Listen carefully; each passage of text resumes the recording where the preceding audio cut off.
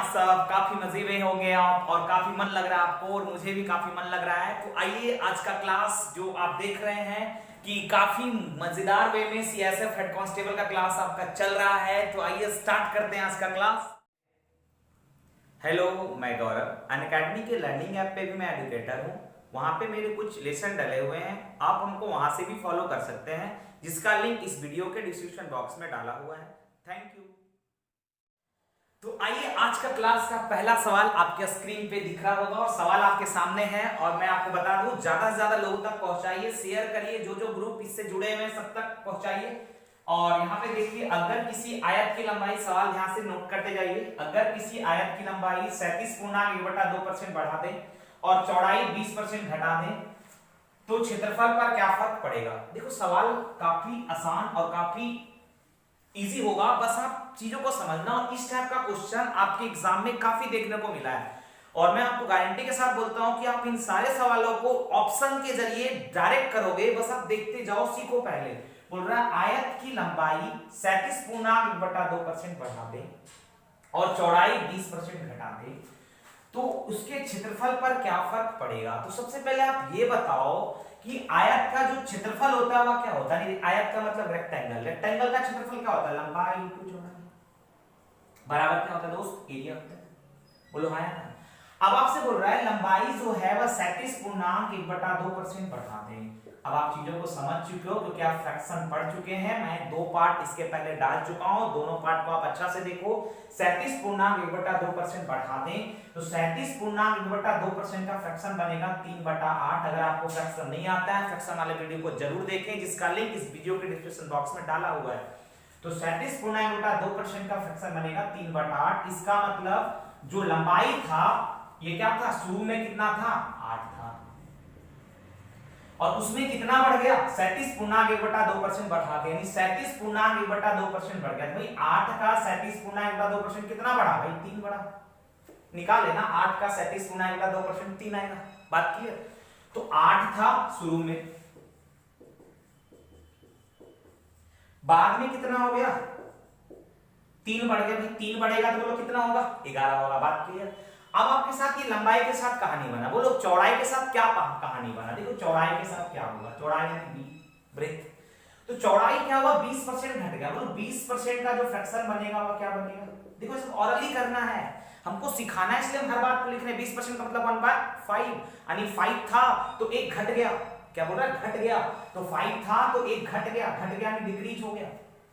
तो आप यहां से करोगे, 1 घटेगा तो 4 हो जाएगा, नहीं 1/5। और नहीं करना है सब। तो इसका मतलब शुरू में कितना था? 5 था और इसका घटा कितना? इस 5 का 20% यानी कितना घटा? 1 घटा। तो आप बताओ शुरू में 5 था, अगर 1 घट गया होगा तो बोलो कितना होगा? 4 होगा। बात क्लियर ना? 4 हो जाएगा। अब आप बताओ शुरू में एरिया कितना था? लंबाई को चौड़ाई एरिया बोलो कितना होगा? 40 होगा। बोलो बात कंफर्म? 40 होगा। बाद में कितना हो गया? 11 चुके 44, 11 गुना 4 में 44 हो गया। बोलो बात क्लियर है? तो भाई 40 से 44 हो गया। बोलो क्या हुआ? एरिया शुरू में 40 था, उसके बाद 44 हो गया। आपसे बोला क्षेत्रफल पर क्या फर्क पड़ेगा। तो आप खुद बताओ क्या हो रहा है? 4 बढ़ रहा है। बोलो 4 बढ़ रहा है ना? तो 4 बढ़ रहा है कितना से? बोल दो 4 बढ़ रहा है कितना से? 40 से। प्रतिशत में लाना, बोलो क्या करोगे? 100 से गुना करोगे। बात क्लियर? काटोगे 1/10, बोलो 1/10 कितना परसेंट? देखो फ्रैक्शन अगर आना है तो डायरेक्ट करोगे 1/10 10%, और 10% इस सवाल का क्या होगा? आंसर होगा। बोलो बात क्लियर है? तो इस तरह से हम चीजों को समझेंगे और काफी आसान वे में करेंगे। लोग क्या करते हैं, इसके लिए एबी फॉर्मूला भी लगाते हैं। इस सवाल के लिए, इस सवाल को करने के लिए एबी फॉर्मूला भी लगाते हैं। हम आपको बता दें कि ये सवाल सबसे बेस्ट यही वे है, एबी फॉर्मूला वहां लगाना। अगर यही चीज सवाल में तब 20%, 40%, मतलब जब चीज फ्रैक्शन में नहीं होता तब एबी लगाना आसान था, लेकिन अगर ये फ्रैक्शन में वैल्यू दे दे और वहां पे अगर आप एबी फॉर्मूला से बनाओगे तो आपका बिना मतलब का टाइम जाएगा। जैसे सिंपल आप ऐसे समझो, अगर हम इसको एबी फॉर्मूला से बनाएं, जैसे एबी फॉर्मूला सेकंड मेथड इसका, तो सेकंड मेथड एबी फॉर्मूला होता है a + b + ab/100। तो a + b, जहां पे प्लस का जो साइन होगा वह वृद्धि को दिखाता है और माइनस का जो साइन होता है वह कमी को दिखाता है।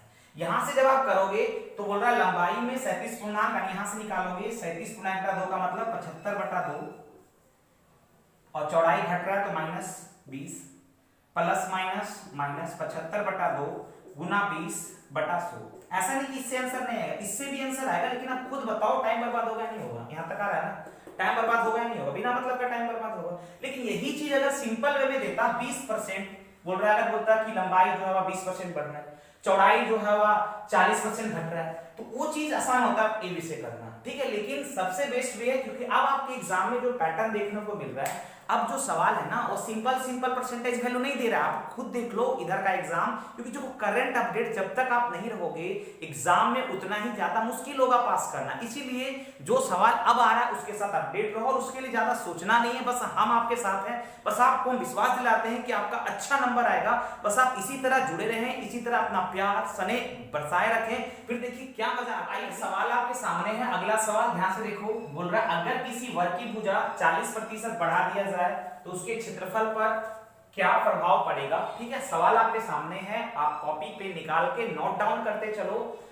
बोल रखा है वर्ग की भुजा 40% बढ़ा दे, मतलब जो उसका पहले भुजा था उसमें क्या करना है, 40% बढ़ा देना है। तो बोलो 40%, भाई फ्रैक्शन से काम कर रहे हो, तो बोलो 40% का फ्रैक्शन क्या बनेगा? बोलो, आप बोलोगे सर 40% 20% का डबल है, तो 20% का फ्रैक्शन होता है 1/5। बोलो 1/5 होता है, तो 40% का फ्रैक्शन बनेगा 2/5। बोलो बात क्लियर? तो बोल रहा वर्ग की भुजा 40% बढ़ा दे, मतलब शुरू में भुजा था, ये नीचे वाला किसको दिखाएगा, शुरुआत को, वास्तविक मान को, यानी वास्तविक में जो शुरू में भुजा था वह 5 था, उसमें क्या हुआ 40% बढ़ गया। भाई 5 का 40% बढ़ा, बोलो कितना बढ़ा, 2 बढ़ गया। तो यहां से आप करो, आपसे बोल रहा है उसके क्षेत्रफल पर क्या फर्क पड़ेगा, क्षेत्रफल पर क्या प्रभाव पड़ेगा। आप यहां पे समझो बात को। आपको पता है अगर साइड ए है तो उसका एरिया क्या होता है, ए स्क्वायर होता है। भाई वर्ग का अगर साइड ए है तो एरिया क्या होगा, ए स्क्वायर होगा। बताओ अगर शुरू में अगर साइड 5 होगा, तो अगर शुरू में साइड 5 होगा तो बताओ एरिया कितना होगा, 5 का स्क्वायर 25 होगा। बोलो बात क्लियर है ना? अब देखो उसमें 40% बढ़ गया, यानी 5 का 40% कितना बढ़ा, 2 बढ़ गया। अब अगर 2 बढ़ गया तो बोलो बाद में कितना हो गया, यानी 2 बढ़ गया, तो बाद में कितना हो गया, 7 हो गया। यानी भुजा अगर 7 हो गया, बोलो एरिया कितना हो गया, 7 का स्क्वायर 49 हो गया। बोलो बात क्लियर, 7 का स्क्वायर कितना हो गया, 49। अब आप खुद बता दो कि एरिया पे बोल रहा है क्षेत्रफल पर क्या प्रभाव पड़ेगा। बोलो 25 से 49 हो गया। बोलो बात क्लियर है ना, 25 से क्या हो गया, 49 हो गया। तो बोलो कितना बढ़ा, बोलो कितना बढ़ा, आप बोलोगे सर 24 बढ़ा। 24 बढ़ा ना भाई। ये 24 जो बढ़ता है वह कितना से बढ़ता है, कोई भी चीज जो बढ़ता है वह अपने इनिशियल वैल्यू से बढ़ता है। तो 24 का जो वृद्धि हुआ वह कितना से, अपना इनिशियल वैल्यू में कितना से, 25 से। इनिशियल का मतलब शुरुआत के वैल्यू से बढ़ता है। तो 24 का वृद्धि हुआ कितना से, 25 से। और प्रतिशत में लाना, बोलो क्या करेंगे, 100 से गुना करेंगे। बात क्लियर? यहां से 25 से काटोगे 100, 24 से क्या आ जाएगा, 96%। यानी क्षेत्रफल में क्या हुआ, 96% का क्या हो रहा है, वृद्धि हो रहा है। और ये सवाल का क्या होगा, आंसर। तो आइए देखते हैं इस सवाल को। सवाल आपके सामने है, बोल रहा है किसी शहर की जनसंख्या 1,89,000 है, उसमें से 4/9 पुरुष हैं और बाकी महिलाएं हैं। बोल रहा है 50% पुरुष विवाहित हैं। कॉपी करते जाना। तो इसमें 2 सवाल आपके सामने पूछा। पहला सवाल है आपके सामने विवाहित जनसंख्या का प्रतिशत बताओ क्या होगा। दूसरा सवाल है विवाहित महिलाओं का प्रतिशत बताओ क्या होगा। अभी आप देखिएगा कि कैसे फ्रैक्शन का जादू इस सवाल में चढ़ता है, एकदम सवाल सेकेंडों में खत्म होगा, देखते जाओ। सबसे पहले बोला कि किसी शहर की जनसंख्या 1,89,000, उसमें से 4/9 पुरुष है। और दोनों सवाल में आपसे आंसर जो पूछा हुआ है विवाहित जनसंख्या का प्रतिशत, और दूसरा पूछा विवाहित महिलाओं का प्रतिशत। और अगर चीजें प्रतिशत में पूछे तो दिमाग में बैठा लो, अगर चीजें प्रतिशत में पूछे तो ओरिजिनल डाटा का कोई मतलब नहीं रह जाता। ये 1,89,000 का कोई मतलब नहीं है। अगर चीजें प्रतिशत में पूछे तो ओरिजिनल डाटा का कोई मतलब नहीं रह जाता। अब देखो क्या है सवाल। अब आपको जो खेलना है वो किसके साथ खेलना है भाई, आपको फ्रैक्शन के साथ खेलना है। जैसे बोला उसमें से 4/9 पुरुष है, यानी 1,89,000 जनसंख्या है, उसमें से 4/9 पुरुष है। यानी 4/9 पुरुष का मतलब हुआ कि टोटल 9 में से, ये नीचे वाला किसको दिखाएगा, टोटल को दिखाएगा। यानी 4/9 पुरुष है, उसमें से यानी टोटल 9 में से, टोटल 9 में से जो 4 है वह दोस्त हुआ क्या है, पुरुष है। बोलो क्या है, पुरुष है। अब यहां पे देखो, इधर मेल लिखते, इधर फीमेल लिखते हैं।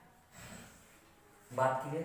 तो भाई 9 में से अगर 4 मेल है तो बोलो फीमेल कितना होंगे? आप बोलोगे सर 9 में से 4 को घटा दो, जो 5 होंगे वह क्या होंगे? फीमेल होंगे। बोलो बात क्लियर है? इसका मतलब 5 फीमेल।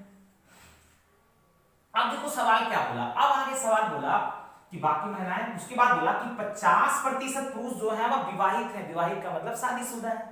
तो आप बताओ कि 4 का अगर आप 50% निकालोगे, यानी 4 का 50% यानी 4 का आधा, बोल रहा है 50% पुरुष विवाहित है, तो 4 का 50% यानी 50% का मतलब क्या हुआ? 4 का आधा। तो 4 का आधा करोगे तो क्या आएगा? 2 आएगा। यानी आप बताओ 2 पुरुष विवाहित है। आप बताओ ये जो 2 पुरुष का विवाह होगा, ये जो 2 पुरुष का विवाह होगा वो किसके साथ होगा? 2 महिला के साथ होगा। इसका मतलब अगर 2 पुरुष विवाहित है तो सर क्या 2 महिला भी विवाहित होगी? बोल बात क्लियर है नहीं क्लियर? यहाँ पे कंफ्यूज मत करिएगा। ये जो 2 पुरुष का जो विवाह होगा वह किसके साथ होगा? 2 महिला के साथ होगा। तो 2 पुरुष विवाहित तो 2 महिला भी विवाहित। तो आपसे पहला सवाल, अब देखो कैसे सवाल बनेगा। पहला सवाल आपसे पूछा विवाहित जनसंख्या का प्रतिशत बताओ, मतलब टोटल जनसंख्या में विवाहित कितना है। तो आप बताओ टोटल विवाहित, कुल विवाहित या कुल शादीशुदा। तो आप बताओ टोटल कितना शादीशुदा है? 2 + 2 यानी टोटल 4 शादीशुदा है। बोलो बात समझ में आ रहा है? 4 शादीशुदा है। ये जो 4 शादीशुदा है टोटल कितना में? भाई टोटल कितना है भाई? 9 है। टोटल कितना में? 9 यानी 4/9। प्रतिशत में बोल रहा है गुना 100। बोलो 4/9 कितना होगा? 44 गुना 4/9%। देखो अगर आपको फ्रैक्शन आ रहा है कितना टाइम बच रहा है?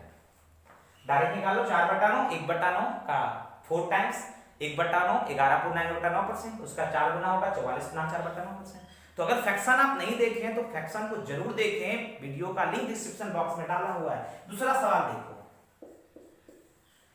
दूसरा सवाल आपके सामने। दूसरा सवाल है कि विवाहित महिलाओं का प्रतिशत ज्ञात करो, क्या होगा? तो आप बताओ कितना महिला विवाहित है?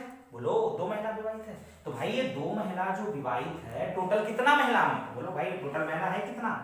बोल दो टोटल है महिला कितना? 5। टोटल 5 है। तो बोलो प्रतिशत में बोल रहा है क्या करोगे? गुना 100। तो बोल दो 1/5 का डबल। बोलो 1/5 कितना परसेंट? 20%। तो उसका दुगुना क्या होगा? 40%। तो इस तरह से हम फ्रैक्शन लगा के काफी बड़े बड़े सवालों को चुटकियों में खत्म कर सकते हैं। बस आप आराम से करते चलो, कॉपी करते चलो। ठीक है, कॉपी कर लो इसको। तो सवाल देखिए आपके सामने। नेक्स्ट सवाल है, बोल रखा है एक आदमी एक संख्या को 3/5 के बजाय 7/4 से गुना कर देता है तो उसके राजस्व में कितना प्रतिशत बदलाव होगा? तो सवाल को नोट डाउन कर लो और कॉपी करते चलो। सवाल आपको दिख रहा होगा। तो आइए हम सवाल को करते हैं। देखो कैसे करेंगे और किस वे से करेंगे जो आपके लिए काफी इजी होगा। और इस टाइप का भी सवाल आपके एग्जाम में काफी देखने को मिला है। तो बोल रहा है एक आदमी एक संख्या को 3/5 के बजाय 7/4 से गुना कर देता है। मतलब दोस्त एक आदमी को बोला गया, एक संख्या दिया गया एक आदमी को। बोलो बात क्लियर? उसको बोला गया कि आप उसको 3/5 से गुना करो। ये बात बोला गया कि आप उसको 3/5 से गुना करो, ये बोला गया। लेकिन आदमी ने क्या किया? जो संख्या उसको दिया गया ना, उस संख्या से उसने 7/4 से गुना कर दिया। इससे गुना ना करके उसने गलती कर दिया। क्या कर दिया? इस संख्या में उसने 7/4 से गुना कर दिया। बोलो बात क्लियर? उसने क्या किया? इस संख्या में 7/4 से गुना कर दिया, यानी गलती कर दिया ये चीज।